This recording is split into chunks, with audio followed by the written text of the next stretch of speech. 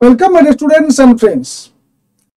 NEET UG 2024 এর counselling process step by step আমাদের আলোচনা চলছিল। লাস্ট ভিডিওতে আমরা চয়েস ফিলিং পর্যন্ত গেছিলাম, অর্থাৎ আমরা কতগুলো কলেজে চয়েস করতে পারবো বা লক করার আগে কতগুলো কলেজ আমরা সিলেক্ট করতে পারবো তাই নিয়ে আলোচনা করে আমরা বন্ধ করেছিলাম। সেখানে আমরা জানিয়েছিলাম যে আনলিমিটেড নাম্বার অফ কলেজ পর্যন্ত তোমরা চয়েস করতে পারবে এবং নির্দিষ্ট ডিউ ডেটে তোমরা বা ডিউ ডেটের পূর্বে তোমরা সেটাকে লক করবে। আর যদি না হয়, যদি না করো, তো অটোমেটিকলি ডিউ ডেট পেরিয়ে গেলেই লক হয়ে যাবে। তো নেক্সট আমরা এবারে যাব যে কিভাবে তোমাদের রাউন্ড 1, রাউন্ড 2, রাউন্ড 3 এবং রাউন্ড 4 বা লাস্ট রাউন্ড চলবে। তোমরা যে চয়েস ফিলিং করেছো সেখানে দেখা গেল যারা হাই র্যাঙ্কের স্টুডেন্ট রয়েছে বা প্রথম দিকে চান্স পাওয়ার একটা সম্ভাবনা রয়েছে তাদের সিট অ্যালট হয়ে গেল। ভালো করে প্রসেসটা একটু দেখে নাও, দেখে নিলে খুব সহজ জিনিস বুঝতে পারবে। কিন্তু ওই যে বললাম যে কোথায় গিয়ে তোমার বিপদ ঘটতে পারে, অর্থাৎ তোমার টাকাটা ফরফিট হতে পারে, কিংবা তুমি গিয়ে কোথায় পানিশমেন্ট পেতে পারো, সেটা নিয়েই মূলত তোমাদেরকে একটু নজরটা রাখতে হবে। দেখো, রাউন্ড 1-এ তোমার যদি সিট অ্যালোটেড হয়ে যায় তাহলে তোমাকে গিয়ে রিপোর্টিং করতে হবে কলেজে, সেখানে ডকুমেন্ট সাবমিট করতে হবে, পে ফিজ অর্থাৎ ফিজটা সেখানে পে করতে হবে, তারপর তোমাকে অ্যাডমিশন নিয়ে নিতে হবে। তাহলে কাজ একেবারে শেষ হয়ে গেল। এখন দেখা গেল তুমি যে কলেজটি পেয়েছো সেটি তুমি নিতে চাইছো না, তুমি আপগ্রেডেশনে যেতে চাইছো। তাহলে তুমি তারপরে নেক্সট যখনই তুমি আপগ্রেডেশনে যাবে বা ওখানে গিয়ে তুমি অ্যাপ্লাইটা করবে আপগ্রেডেশনের জন্য, তখন তুমি রাউন্ড 2-তে চলে গেলে। তো যেহেতু তুমি ডকুমেন্ট তোমাকে সাবমিট তুমি করে দিয়েছো এখানে, তাই তোমাকে একটা বোনাফাইড সার্টিফিকেট এখান থেকে দেওয়া হবে। এবার দেখা গেল যে তুমি সিট অ্যালোটেড হয়েছে, তোমার যে রিপোর্টিং করতে যাওয়ার কথা ছিল কলেজে তুমি গেলে না, তুমি ভাবলে যে আমি এই কলেজে নেবো না, আমি আপগ্রেডেশনে যাব, সেই জন্য তুমি বাড়িতেই চুপচাপ বসে থাকলে, ওখানে কোনো রিপোর্টিং করতে গেলে না কলেজে। তো নট রিপোর্টিং হলে কি হবে, তুমি সঙ্গে সঙ্গে কিন্তু রাউন্ড 2-তে পাঠিয়ে দেওয়া হবে বা রাউন্ড 2-তে তুমি শিফট করে গেলে। কিন্তু তোমার যে রাউন্ড 1-এ যে সিটটা পেয়েছিলে তুমি, সেটা কিন্তু তখন রিজার্ভ থাকলো না, তোমার জন্য কিন্তু সেটা থাকলো না।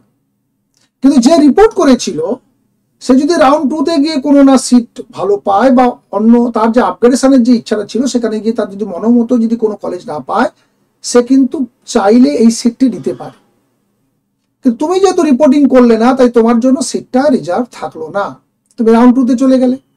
আর রাউন্ড 1-এ যদি সিট অ্যালোটেড না হয় তো অটোমেটিকলি তুমি রাউন্ড 2-র জন্য এলিজিবল হয়ে গেলে।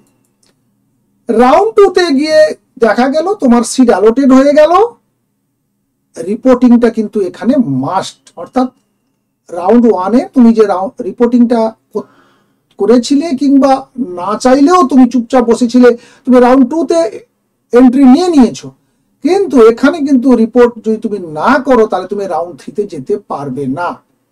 অর্থাৎ রিপোর্টিং এখানে মাস্ট। আর তারপরে যথারীতি সাবমিট ডকুমেন্ট, ফিজ পে করতে হবে, এগুলো অবশ্যই ফ্রেশ ক্যান্ডিডেটের জন্য। যদি তুমি রাউন্ড 1-এ এইগুলো করে থাকো, ডকুমেন্ট সাবমিট করে থাকো, ফিজ পে করে থাকো, তাহলে তুমি যে বোনাফাইড সার্টিফিকেট পেয়েছিলে সেইটা এখানে শো করালে চলবে। আর রাউন্ড 2-তে ফ্রেশ ক্যান্ডিডেট কারা না, যারা কেবলমাত্র রাউন্ড 2-র জন্য কাউন্সিলে বসছিল। অর্থাৎ প্রত্যেক রাউন্ডে ফ্রেশ ক্যান্ডিডেট কিছু এন্ট্রি নেয়। চয়েস ফিলিং বা লকিং এটা কিন্তু প্রত্যেক রাউন্ডে তোমরা করতে পারবে। তো এরপরে দেখা গেল তুমি অ্যাডমিশন, এখানেও তুমি সিট পেলে, তুমি অ্যাডমিশন নিলে না, তখন আপগ্রেডেশনের জন্য তুমি যখন অ্যাপ্লাই করলে তুমি রাউন্ড 3-তে যেতে পারবে, কিন্তু এইখানে তোমার 10,000 টাকা সিজ করে নেওয়া হবে বা তোমাকে আর দেওয়া হবে না। যেটা রিফান্ডেবল অ্যামাউন্ট হিসাবে ছিল সেটা কিন্তু আর থাকলো না। এই 10,000 টাকাটা কিন্তু এখান থেকে নিয়ে নিল এনটিএ। এরপরে তোমরা রাউন্ড 3-তে ঢুকলে ঠিক একইভাবে দেখো, যাদের সিট অ্যালোটেড হচ্ছে না তারা তো অটোমেটিকলি রাউন্ড 3-তে চলেই যাচ্ছে। রাউন্ড 2 যখনই কমপ্লিট হলো বা রাউন্ড 2-তে যখন তোমার সিট অ্যালোটেড হলো না, এই রাউন্ড 2-তে যদি না হয় তাহলে স্টেট কাউন্সিলে চলে যাওয়া ভালো। তখন স্টেট কোটার জন্য আবেদন করা ভালো, কারণ এই রাউন্ড 2 চলতে চলতে স্টেট কোটার রেজিস্ট্রেশন শুরু হয়ে যাচ্ছে। তো স্বাভাবিকভাবে যদি সেখানে চলে যাও এরপরে, তাহলে মনে হচ্ছে বেটার অপশন তোমাদের কাছে থাকছে। আর যারা এখানে সিট পেলে ভর্তি হয়ে গেলে তাদের ব্যাপারটা তো ক্লিয়ার হয়ে গেল।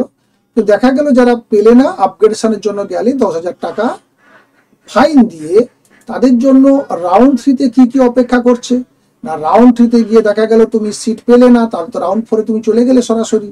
কিন্তু রাউন্ড 3-তে গিয়ে দেখা গেল সিট অ্যালোটেড হলো, তুমি অ্যাডমিশন নিতে বাধ্য।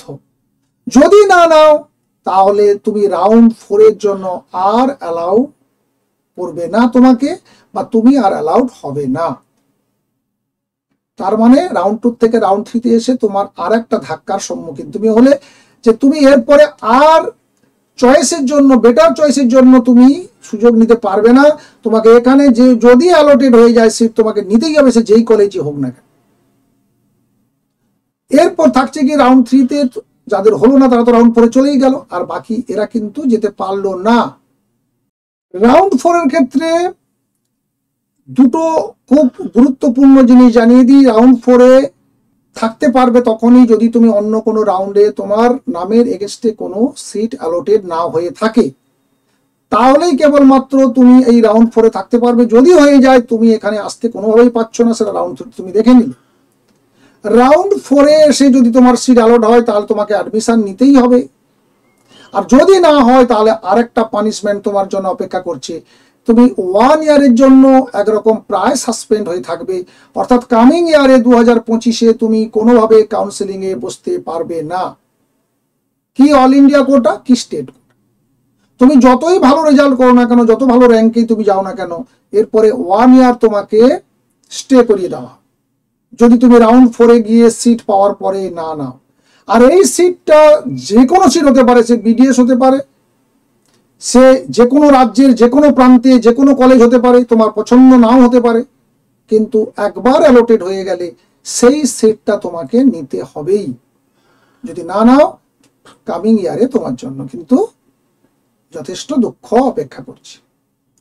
তো এবারে বুঝতে পারছো নিশ্চয়ই যে 3 এবং 4 এই দুটো রাউন্ড কিন্তু, বা স্ট্রে ভ্যাকেন্সি রাউন্ড, এই দুটো রাউন্ড কিন্তু ভীষণ ডেঞ্জারাস রাউন্ড। এবং যারা একেবারে শিওর নয় যে অল ইন্ডিয়া কোটার জন্য আমি যেতেই পারবো বা নিশ্চিত ভাবে আমি একটা সিট পাবো, তাদের ক্ষেত্রে সেকেন্ড রাউন্ডের পর থেকে স্টেট কোটাতে চলে এলে তোমরা টাকাটাও ফেরত পেয়ে যাবে। তোমাদের যে রিফান্ডেবল টাকা বা রিফান্ডেবল যে মানিটা রয়েছে সেটা তোমরা ফেরত পেয়ে যাচ্ছ। সেই সঙ্গে তোমরা স্টেট কোটাতে এসে আবেদন করলে এখানে একটা ভালো সিট, ভালো কলেজের একটা সিট পাওয়ার সম্ভাবনা তোমাদের ক্ষেত্রে অনেক বেশি উজ্জ্বল। তো এই ছিল তোমাদের কাউন্সেলিং প্রসেস। এরপরে যদি কোথাও কোনো কিছু প্রশ্ন থাকে অবশ্যই তোমরা প্রশ্নটা জানাবে, চেষ্টা করব দ্রুত উত্তর দেওয়ার কিংবা নেক্সট ভিডিওতে জানিয়ে দেওয়ার। ভালো থাকবে, সুস্থ থাকবে, দেখা হচ্ছে নেক্সট ভিডিওতে নতুন আরেক ইনফরমেশন নিয়ে। চ্যানেলের সঙ্গে জুড়ে থেকো, ভালো থেকো, থ্যাংক ইউ।